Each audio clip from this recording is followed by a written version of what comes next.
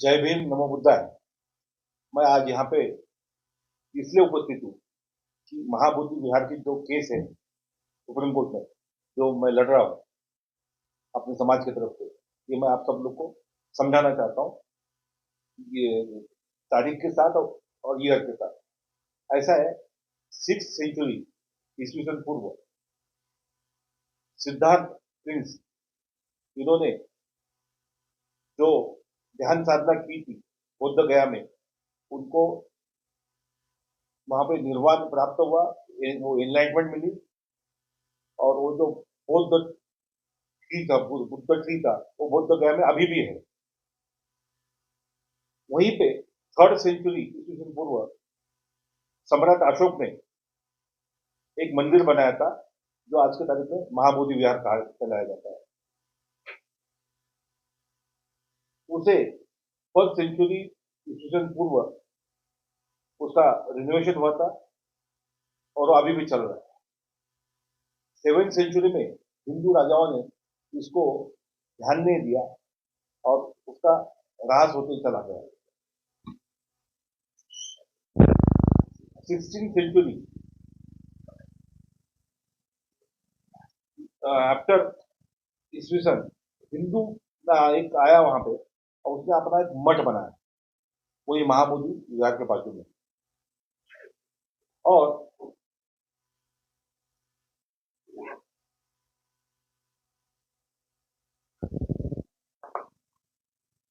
22 अगस्त 1895, एक तारीख बहुत इंपॉर्टेंट है। इस दिन एक भंते अंगारिका धर्मपदा, ये सिलोन से आए थे, और इन्होंने वहां पे बुद्ध धर्म की पूजा करने की कोशिश की। उनपे ये हिंदुओं ने हमला किया। ये केस कलकत्ता हाईकोर्ट में पहुंचा, और कलकत्ता हाईकोर्ट ने 1895 में जजमेंट दिया कि ये जगह बुद्धों की है, और ये महाबोधि विहार है, महाबोधि टेम्पल है। उसके बाद में 1922 में जब इंडियन नेशनल कांग्रेस मीटिंग, जब बौद्धों ने मांग रखी कि ये बुद्ध टेम्पल हमको दिया जाए, तो महात्मा गांधी, पंडित नेहरू जी ने हमारे समाज के लोगों को आश्वासित किया, हमको जल्दी आजादी मिलेगी, और हमको ये बुद्ध विहार, बुद्ध मंदिर हमको हस्तांतरित किया जाएगा। लेकिन जब सच में आजादी मिली 1947 में, तब हमारे साथ में धोखा हुआ। यही जो कमिटी बनाई गई थी डॉक्टर राजेंद्र प्रसाद की लीडरशिप में, इन्होंने धोखा किया, और इन्होंने ये जो कानून है 1949 ये लाया हुआ है। और ये कानून में ऐसा प्रावधान है कि 4 हिंदू रहेंगे, 4 बुद्धिस्ट रहेंगे, और उनका हिंदू का जो मंत्र है वो हेड रहेगा, और डिस्ट्रिक्ट कलेक्टर एक ऑफिसर चेयरमैन रहेगा। इसकी वजह से होता यूं है कि जो मेन बुद्ध, गौतम बुद्ध की मूर्ति है, वो अंदर है, और उसके बाहर इन्होंने एक शिवलिंग रखा हुआ है। और वहां पे इन्होंने ऐसा कहा है कि बुद्ध गया में अगर कोई पिंड दान करेगा तो उसको मोक्ष मिलता है। वहां पे भीड़ लगी हुई रहती है, और जो हमारा मंदिर है, जो मेन हमारी मूर्ति है, उसको इग्नोर किया जाता है। इसके लिए हमारे समाज की तरफ से कई बार आंदोलन हुए। जैसे कि आप जानते हैं, 1949 में हमारा समाज, बुद्धिस्ट समाज, बहुत कम था। 1956 में बाबा अम्बेडकर ने बुद्ध धर्म स्वीकारने की वजह से अभी हमारा समाज काफी स्ट्रांग हो चुका है। उसके बाद भी कई लोगों ने लड़ाई दी, लेकिन अभी तक हमारा ये लड़ाई का दखल कोई चैनल ने नहीं लिया। आप लोग आज आए हो यहाँ पे, इस तरह की दखल नेशनल मीडिया में कभी भी ली नहीं जाती है। अभी 2012 में एक बंदे जी ने सुप्रीम कोर्ट में एक पिटीशन फाइल की थी। सुप्रीम कोर्ट में पिटीशन एडमिट भी की, नोटिस निकाली।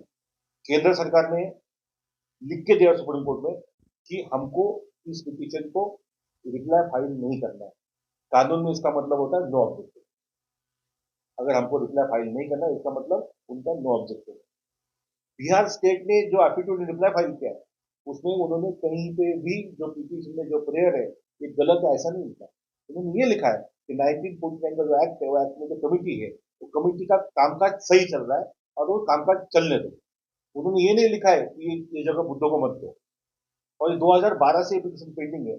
और जब 12 फरवरी को 2025 को बुद्ध गया में आकाश लामा जी उनका अपने साथियों के साथ अनशन पे बैठे, तो मैं सुप्रीम कोर्ट में था। मैं ये जनरेशन का लॉयर हूँ। तो मुझे तो ये इसके इतिहास के बारे में ज़्यादा कुछ पता नहीं था, लेकिन मैं बेचैन रह गया कि मेरे समाज के बौद्ध भिक्षु बौद्ध गया में उपोषण में बैठे और इनकी जान को खतरा हो सकता है। और मैंने मेरे साथियों के साथ चर्चा की और मैंने वो जो 2012 का जो 380 एप्लीकेशन नंबर है 2012 का, उसमें मैंने इंटरव्यू एप्लीकेशन फाइल किया और मेरे साथ में आकाश लामा जी थे। फिर हमने इस मैटर में काफ़ी कोशिश की मैटर बोर्ड पे लेने की। हम पूरी कोशिश करने के बाद 16 मई को ये मैटर बोर्ड पे आया और सुप्रीम कोर्ट ने ये मैटर को 29 जुलाई को फाइनल हियरिंग के लिए रखा है। मेरे साथ में वकील शैलेश नरावर भी रहेंगे।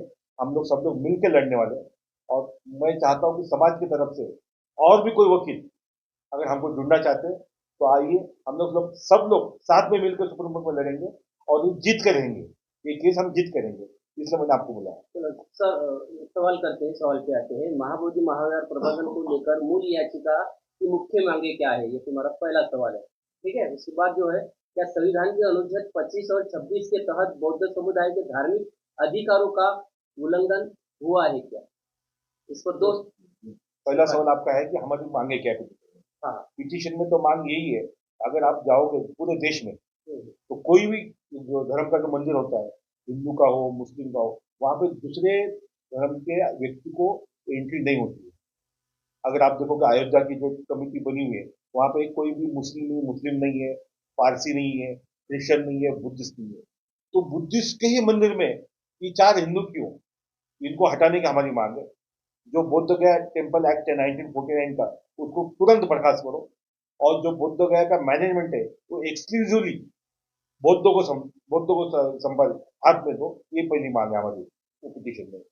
और दूसरा सवाल जो है आर्टिकल 24 और 25 26 जो है 24 25 26, इसके मुताबिक हर धर्म को अपना धर्म फैलाने का, अपना मंदिर रखने का और मंदिर का कामकाज करने का पूरा अधिकार है। और जो एक्ट बना हुआ है बौद्ध गया टेम्पल एक्ट 1949, ये टोटली असंवैधानिक है, इसलिए हम ये केस फाइल कर रहे हैं।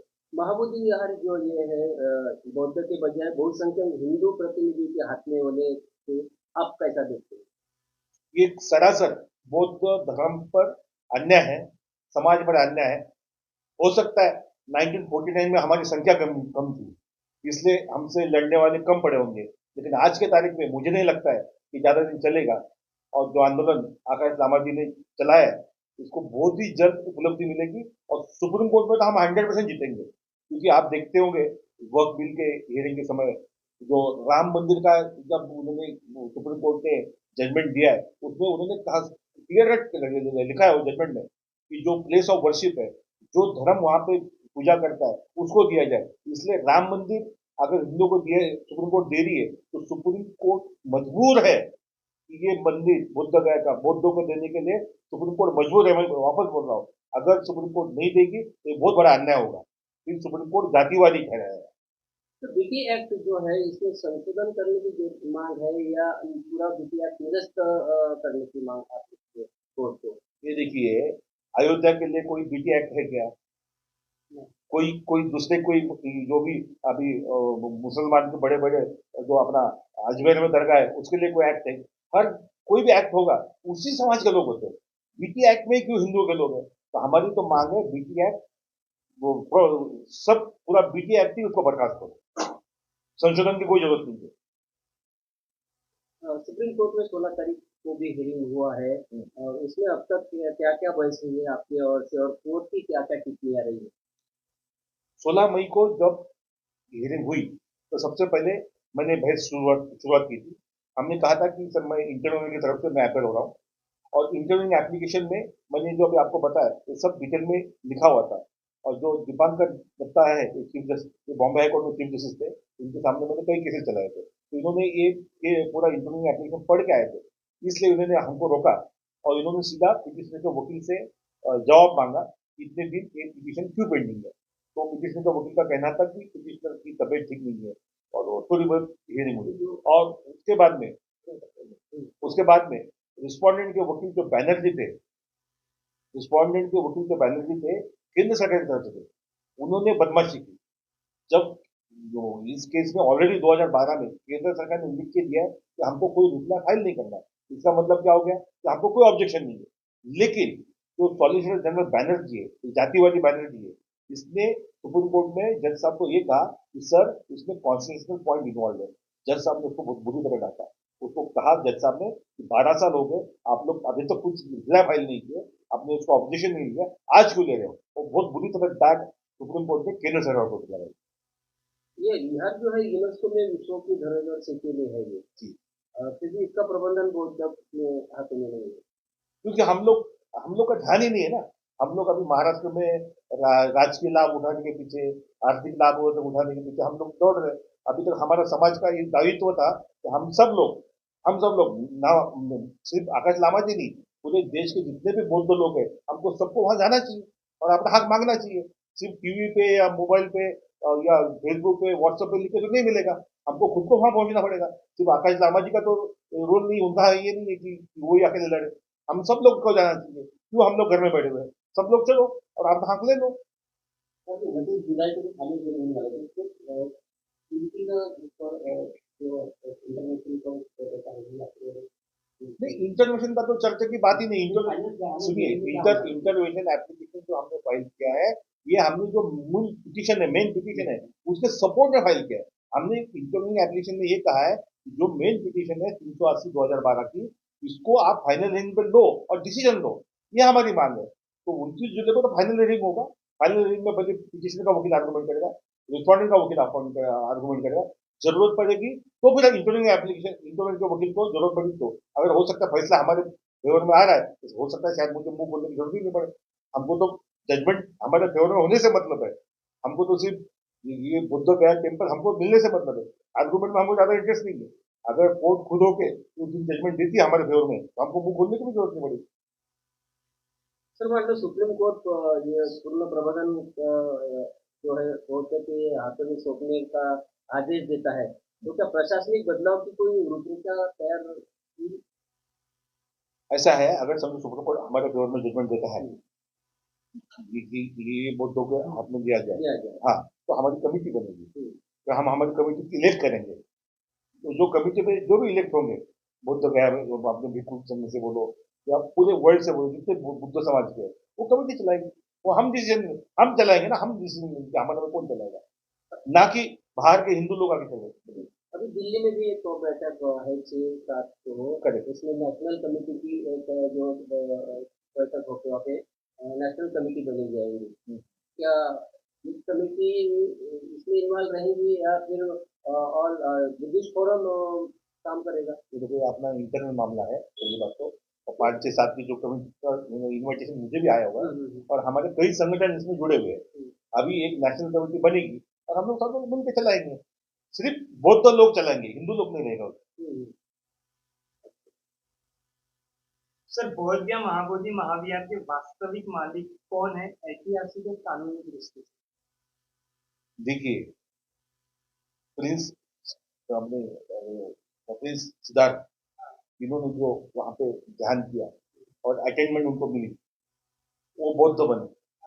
वो बौद्ध टेम्पल जो बौद्ध गया का पेड़ है, उसके नीचे बैठे थे, वहां पे उन्होंने अटेंडमेंट की। उस समय तो कोई गवर्नमेंट नहीं थी, कोई 7/12 नहीं था, तो हम तो ये नहीं कह सकते कि वो जमीन किसकी थी। वहीं पे सम्राट अशोक ने जब राजा था, उन्होंने वहां पे टेम्पल बनाया। जाहिर सी बात है, राजा ने टेम्पल बनाया तो बौद्धों का टेम्पल है, तो मालिक भी हम ही है, दूसरे कोई मालिक हो ही नहीं सकते। लेकिन सम्राट अशोक के बाद में बौद्ध धर्म का थोड़ा ह्रास हुआ, हिंदू राजा लोग आए।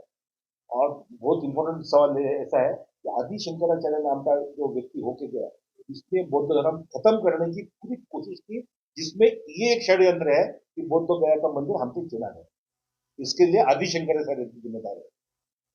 इसके वजह से वो उसका वहां पे हमारा कंट्रोल चला गया, वहां पे हमारा ध्यान नहीं रहा। 1895 में बौद्ध भिक्खु अंगारिका वहां लड़े, लड़ाई हुई, वो जख्मी हुए, मामला थाने में भी गया, कलकत्ता हाईकोर्ट में भी गया, और कलकत्ता हाईकोर्ट में 1818 सेंचुरी में जजमेंट दिया है कि ये जगह बौद्धों की है और बौद्धों की दी जाए। लेकिन हमारे साथ धोखा जब 1947 में भारत देश स्वतंत्र हो रहा था, इंडियन नेशनल कांग्रेस की जो कमिटी है, डॉक्टर राजेंद्र प्रसाद, इन्होंने हमारे साथ धोखा किया। इसलिए वो उस समय जो हमारा मैनेजमेंट था हमारे यहाँ से चला गया। लेकिन 1949 में हमारी लोक संख्या शायद कम होगी बौद्ध समाज की, बहुत ही कम होगी, 1956 में बाबा अम्बेडकर जी ने जब बौद्ध धर्म स्वीकारा, तो अभी हम सब लोग बुद्धिस्ट है, तो अभी हमारा हक है, हम जाकर लेते रहेंगे।